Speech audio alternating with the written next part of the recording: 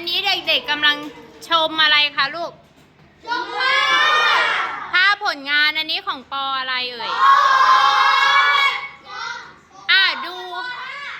ดูอะไรจากชิ้นงานนี้บ้างดูอะไรคะ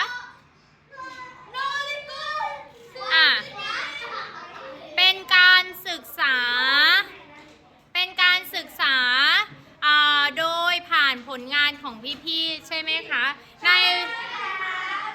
นรูปแบบของนิทรรศการศิลปะอันนี้เป็นโซนชิ้นงานของพี่ๆป .6 น้องๆจะมาระบายสีที่ห้องศิลปะนะคะโดยมีตัวอย่างงานคือชิ้นงานของพี่ๆป .6 ค่ะส่วนโซนนั้นเป็นของป ไหนคะโซนนั้นป .5 แล้วโซนนี้ล่ะคะป .4 มีใครได้ติดชิ้นงานบนโซนป .4 แล้วบ้าง